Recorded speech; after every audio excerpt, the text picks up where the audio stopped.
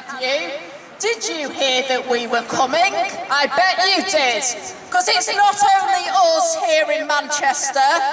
This is an international campaign to draw attention to your complicity in genocide in Gaza and for your complicity in fossil fuel insurance in projects that are displacing hundreds of people in poorer nations. Well, we're going to hear a bit more about AIG, but first of all, can I just say, this is part of Insure Our Survival, a 2-week international campaign across 20 countries. There is no excuse for these insurers to be backing these deadly companies. These insurers have a varied client base.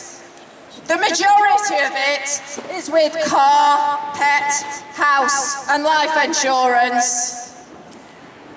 They will not lose massive profits if they divest from these deadly projects.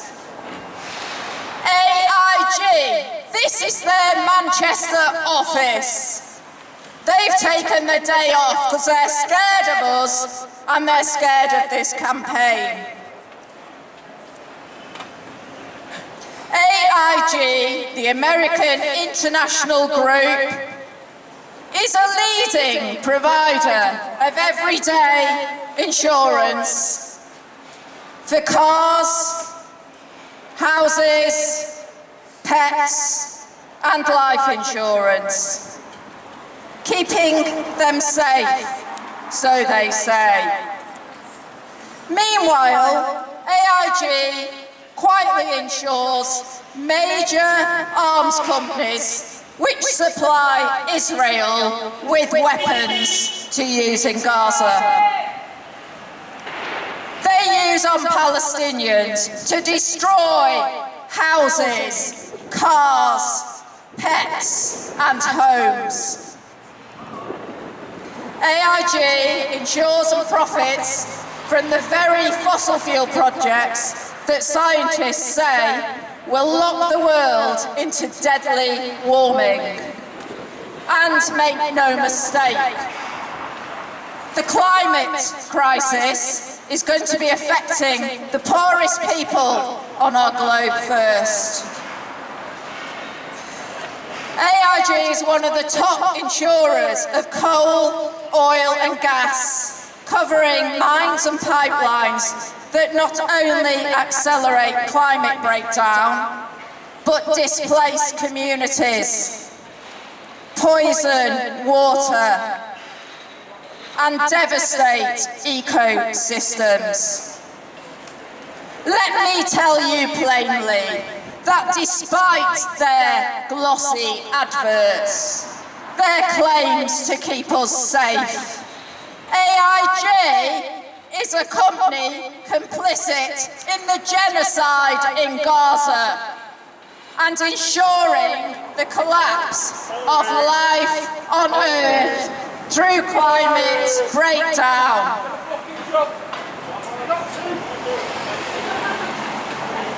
Say it loud and say it clear, AIG are the criminals here. Say it loud and say it clear, AIG are the criminals here. Say it loud and say it clear, AIG are the criminals here. Say it loud and say it clear, AIG are the criminals here. Say it loud and say it clear, AIG are the criminals here. Say it loud and say it clear, AIG are criminals here.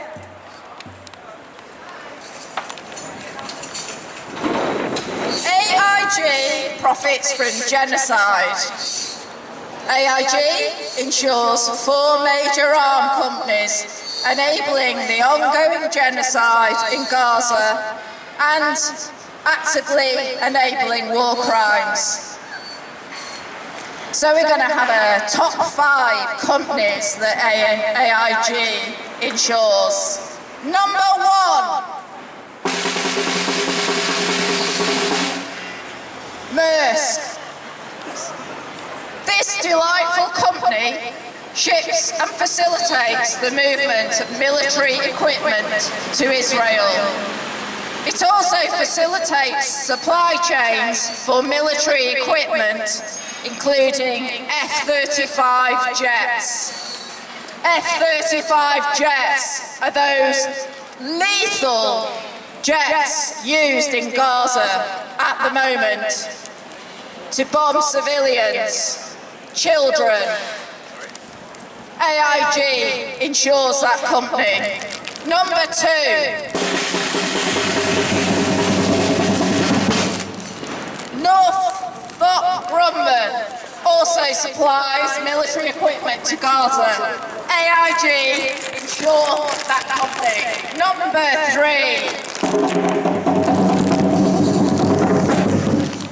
Rolls-Royce produces engines for tanks used in the 2023 ground invasion of Gaza, including attacks on medical facilities such as the Shifa Hospital. Number 4,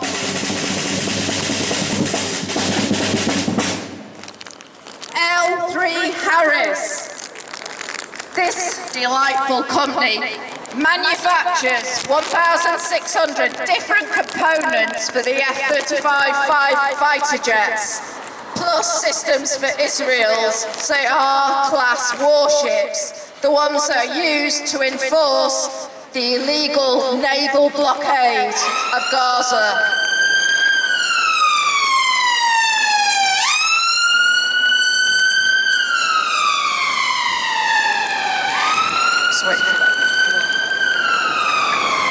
And then we have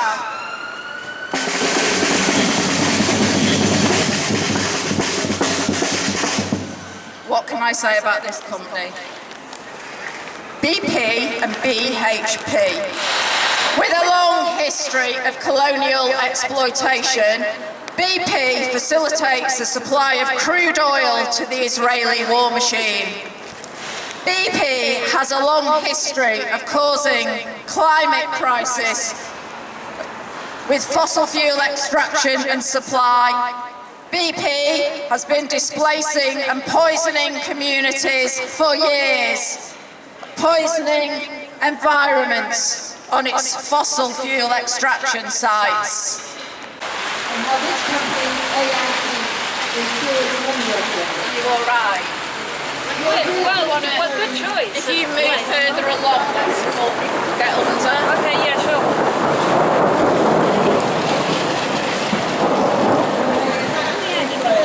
Will undoubtedly be a major reason for this genocide. The thirst for oil has been at the heart of conflict across the region for decades. And it's the emissions from our use of oil which are doing so much damage to the planet. Israel's environmental destruction of Gaza has been going on for 75 years. They uprooted many of the indigenous trees and replaced them with 4 million European trees, partly to hide the villages which they had destroyed as they drove out 750,000 people. And those non-indigenous trees caused major damage to the soil and the local environment. In recent years, Israel has destroyed 1 million olive trees, many of them over 1,000 years old. This not only robs Palestinians of their livelihood and their cultural heritage, but it also does massive damage to the land, eroding the soil. Every year, massive amounts of untreated sewage and other chemicals pour from the illegal settlements down into the Palestinian villages below. And for decades, Israel has been systematically stealing the water from the Palestinian people. You may have heard that Israel made the desert bloom, but they did that by taking 80% of the water from the people on the West Bank, using it to irrigate their fields, fill their swimming pools and wash their cars. In Gaza, the water supply has been contaminated for many years, with 94% of the water in Gaza undrinkable. When the genocide began 2 years ago, all this ecological destruction went into overdrive.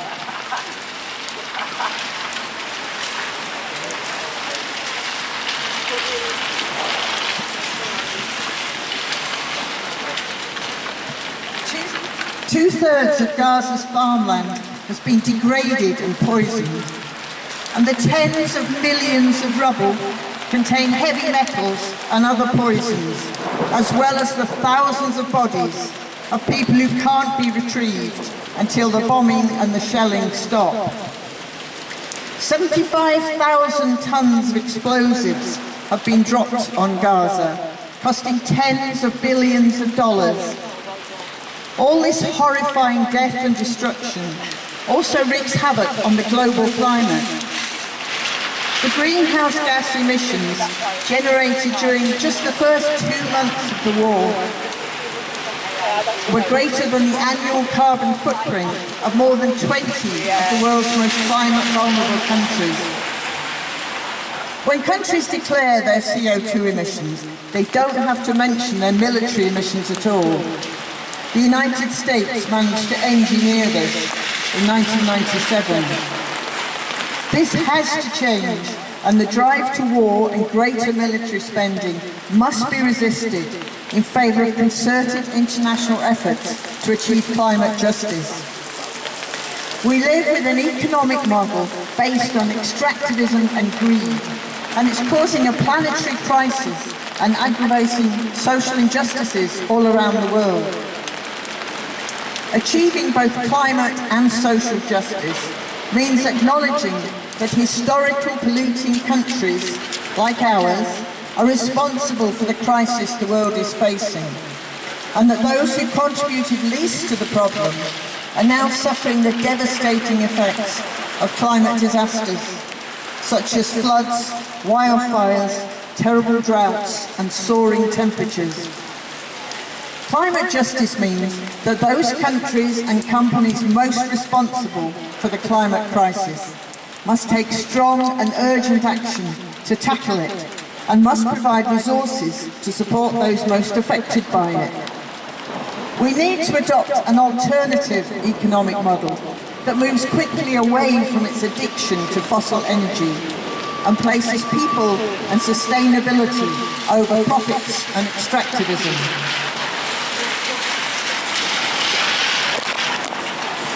We need to create a world where the people of Palestine and people everywhere can live in freedom, peace and dignity.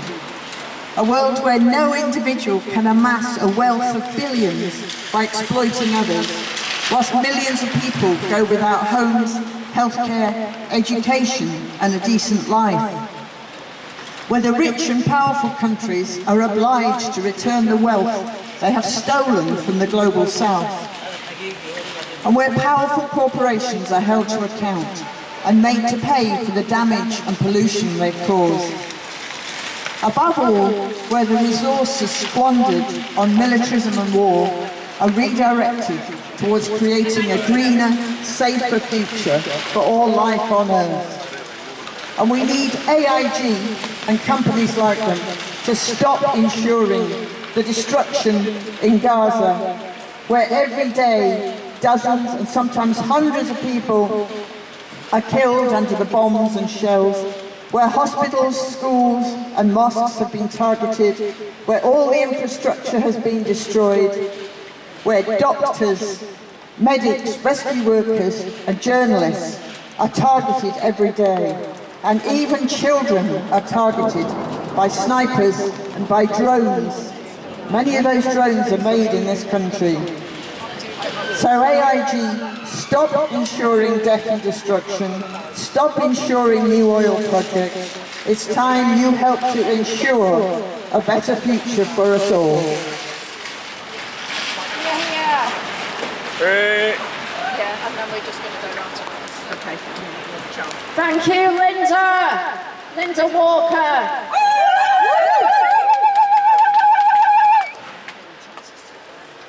And then we're going to hear from Cordelia, because AIG insures the East African crude oil pipeline. 30 other insurers have said they will not insure this pipeline, but AIG have not said they won't insure this pipeline. And we're going to hear a bit more about it now.